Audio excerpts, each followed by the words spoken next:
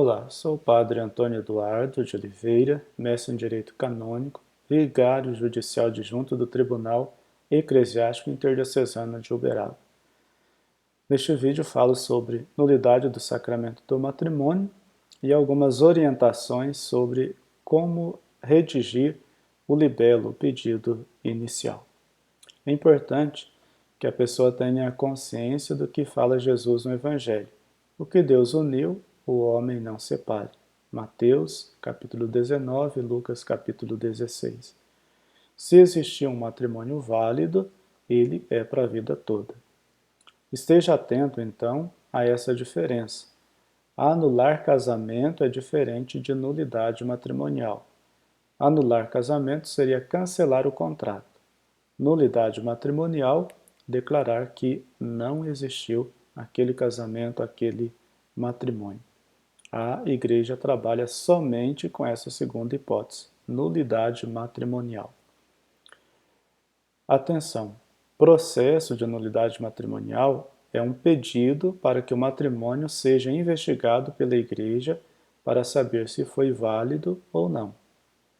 Não se trata de um pedido de emissão de uma certidão com resposta sempre positiva.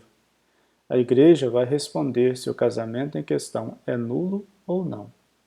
Não é algo automático. Deu entrada no processo e já sabe qual é a resposta. A resposta vai depender dos fatos investigados. O fracasso de um matrimônio não implica necessariamente de nulidade. A Igreja não anula, cancela ou desfaz o matrimônio que foi validamente contraído e carnalmente consumado. É muito diferente do divórcio civil. A nulidade depende dos fatos e não depende da vontade das partes. Existem razões para a Igreja declarar um casamento nulo. Vejamos. Primeiro, impedimentos matrimoniais. Esses impedimentos tornam as pessoas inábeis para contrair validamente o matrimônio, mas são impedimentos que podem ou não ser dispensados pela autoridade competente. Primeiro, impedimento de idade. No Brasil, 18 anos para homens, 16 para as mulheres. Impotência. Incapacidade para a realização do ato sexual. Impedimento de vínculo. Uma das partes já está casada. Impedimento de disparidade de culto entre católicos e não batizados. Ordem sacra. Aqueles que receberam o sacramento da ordem, diácono, padre ou bispo. Voto de castidade. Quem emitiu o voto público perpétuo de castidade em um instituto religioso. Impedimento de rapto. Rapto da mulher com a intenção de contrair matrimônio. Impedimento de crime. Causou a morte do cônjuge daquele com quem se pretende casar. Impedimento de consanguinidade. Laços sanguíneos de parentesco. Em linha reta, avós, pais, filhos, netos, bisnetos e até o quarto grau da linha colateral, primos. Impedimento de afinidade entre um cônjuge e os consanguíneos do outro com quem foi casado. Impedimento de pública honestidade entre um cônjuge e eventuais filhos ou pais do companheiro com quem foi amaziado. Parentesco espiritual. Adoção, linha reta e linha colateral em segundo grau. Padrinho de batismo e afilhados. Esses são os impedimentos para contrair validamente o matrimônio. Precisa ser requisitado sempre dispensa ou licença para isso, e isso pode ser concedido ou não. Segundo, outras razões para nulidades do sacramento do matrimônio são as incapacidades para prestação do consentimento matrimonial. Primeiro, problema no consentimento matrimonial com ausência ou vício no consentimento, cano 1095, quando existe insuficiente uso da razão, carência de conhecimento teórico para saber o que está fazendo. Grave falta de discrição de juízo, carência no conhecimento prático e operativo para saber o alcance da decisão que está tomando e querer aquilo para a sua vida. Incapacidade para assumir as obrigações essenciais por causa de natureza psíquica. Segundo, Erro, cano 1097. Erro em relação à pessoa ou erro em relação às qualidades. Dolo, cano 1098. Fraude ou maquinação utilizado para enganar o outro, que não daria seu consentimento para o matrimônio caso soubesse da verdade. Exclusão do próprio matrimônio ou de qualidades essenciais, cano 1101. Simulação do consentimento, porque a pessoa exclui o próprio matrimônio ou algum elemento essencial dele, como a fidelidade ou filhos. Coação física ou moral, violência ou medo grave, o cano 1103. A pessoa foi obrigada a casar por alguém ou pela própria consciência. Inicialmente, a pessoa se dirige ao tribunal eclesiástico através de um pedido, que a igreja chama de libelo. Libelo deve ser sempre escrito em forma de redação com subtítulos pré-determinados. Como você vê aí na imagem, é preciso a primeira folha só com os dados pessoais. Todos esses dados são necessários e importantes e devem constar nessa formatação, sempre na primeira folha, todos os dados pessoais. Depois, a partir da segunda página, a redação. Primeiro subtítulo, antecedentes familiares. Vai contar a história de como foi a família de um e de outro. É membro de uma família de tantos irmãos, como que era a convivência com os pais, como que era a convivência entre os irmãos, se ali existia exemplos de vida conjugal cristã, né, estável ou não, se a família participava assiduamente da religião, tinha consciência cristã ou não. Então, isso das duas partes. Segundo subtítulo, namoro e noivado. Vai contar como conheceu a outra parte, em que circunstâncias foi, que idade tinham, como que foi o tempo de namoro e de noivado, se houve desavenças, desentendimentos, brigas ou não, por qual motivo, como se superava isso, né? Como que foi o namoro e o noivado até a decisão para o sacramento do matrimônio. Depois, um outro subtítulo, a convivência matrimonial.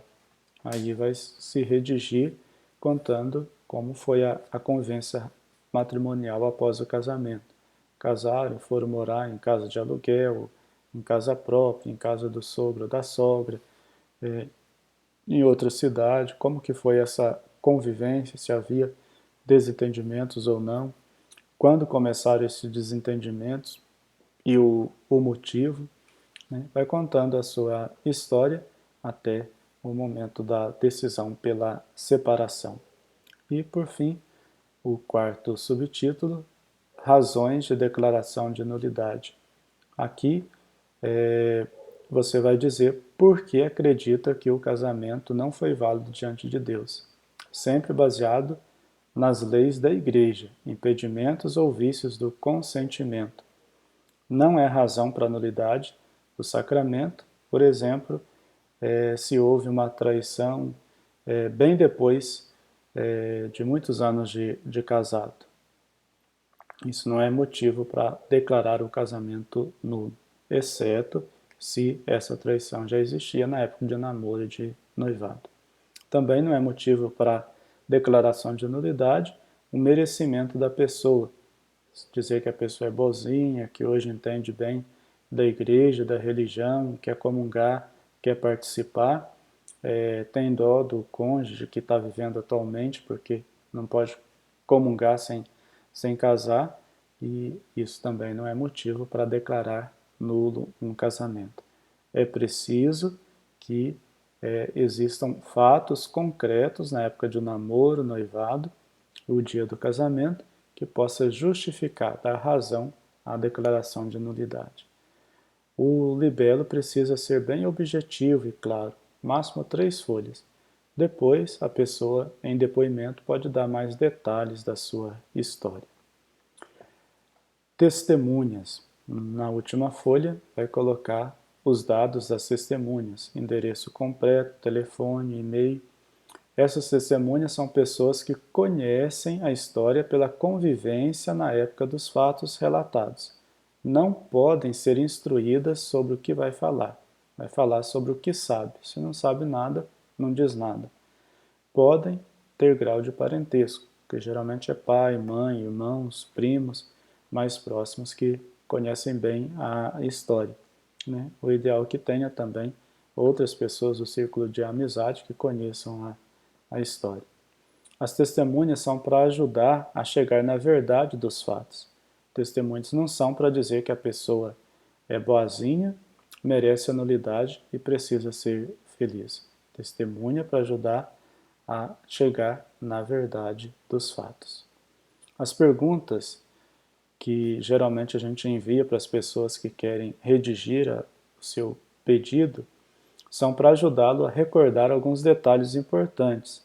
Não se preocupe se alguma delas não tiver resposta. Para dar sentido ao texto, coloque a pergunta na resposta, onde, em vez de responder simplesmente sim ou não. Por exemplo, a pergunta, tem irmãos? Você vai responder, somos 5 irmãos, eu sou o caçula da família, eu sou o terceiro da família. O que mais nos interessa para a nulidade é o tempo de namoro, noivado e o dia do casamento. Seja sincero, isso é fundamental. O investigado é o matrimônio, não as partes. Então o objetivo não é acusar ou defender ninguém. Nós estamos interessados nos fatos concretos que estavam presentes ali na época do namoro, do noivado e durante o casamento. Por fim, os documentos que são indispensáveis para o início do processo. Fotocópia do processo matrimonial, certidão de batismo das partes, certidão do casamento religioso, cópia de um documento com foto, RG ou CNH, fotocópia do certidão do casamento civil com averbação da separação ou homologação do divórcio, certidão de nascimento dos filhos, se esses forem menores. Esses documentos precisam ser das duas partes. Junto com a cópia do processo matrimonial, geralmente está arquivado também documentos que usaram na época do casamento. Pode ser a cópia desses documentos, se for difícil solicitar a outra parte documentos atuais. Atenção, ganhe tempo. Antes de imprimir e enviar via correio, nos envie o libelo por e-mail para as devidas correções e orientações. cip.paracatu@gmail.com. Palavra CIP quer dizer Câmara de Instrução Processual. cip.paracatu@gmail.com. Não envie direto para o tribunal. A CIP faz a primeira triagem e as correções. Aí está também o endereço para a correspondência via correio. Mas primeiro, nos envie por e-mail para as devidas correções. Custos processuais. O tribunal geralmente cobra uma entrada de R$ 200, que depois será descontado no valor do restante a ser pago. O tribunal cobra geralmente 4 salários mínimos, 3 para o tribunal e 1 para a CIP. Para a Diocese de Paracatu, há um grande desconto. O tribunal cobra 2 salários mínimos e meio, 2 para o tribunal e meio salário para a Câmara de Instrução Processual. Por que precisa desses pagamentos, dessas custas processuais? Porque o tribunal, para melhor atendê-lo, precisa de funcionários à disposição, precisa ter vários juízes, gasta muito com correspondência. As correspondências precisam ser registradas, deveria ser com a R, porque precisamos ter prova que a pessoa foi comunicada. E isso fica muito caro, as despesas de cartas registradas e com a R. Também a Câmara de Instrução precisa de recurso, tem gastos com correios, poderia ter gasto com viagens para agilizar o colher depoimento de alguns processos. Não temos feito muito isso, porque infelizmente não temos atualmente recurso nenhum. Por isso, A partir de agora estamos pedindo esse meio salário para a Câmara de Instrução, para que a gente tenha recursos para agilizar os processos e para os gastos necessários. O tribunal já está dando automaticamente um desconto para os processos provenientes de Paracatu. O valor pode ser parcelado de acordo com as possibilidades de cada pessoa. Papa Francisco, no motu próprio, falou de gratuidade do processo. Porém, para que a pessoa receba a gratuidade, é preciso comprovadamente não ter condições. Mas acredito que todos podem fazer o esforço e dar uma contribuição para o tribunal. Basta fazer a sua contraproposta. Mas o desconto que o tribunal dá nos 4 salários mínimos para a Diocese de Paracatu já é bem grande. Né? De 4 passa para 2 salários, mais um meio para a Câmara de Instrução Processual. Então, nós falamos sobre nulidade do sacramento do matrimônio, demos algumas orientações para a redação do libelo. Espero que tenha contribuído para esclarecer e ajudá-lo, se for o caso, de redigir um libelo, um pedido para ser enviado para o tribunal. Nos colocamos à disposição para qualquer esclarecimento ou dúvida. Pode enviar através do e-mail da Câmara de Instrução, que nós teremos o prazer em ajudá-lo respondendo e ajudá-lo a esclarecer qualquer tipo de dúvida. Agradeço a sua atenção e peço a Deus que sempre te acompanhe, esteja presente na sua história e o ajude no discernimento e ajudar outras pessoas que também tenham dúvidas sobre esse processo de nulidade do sacramento matrimonial.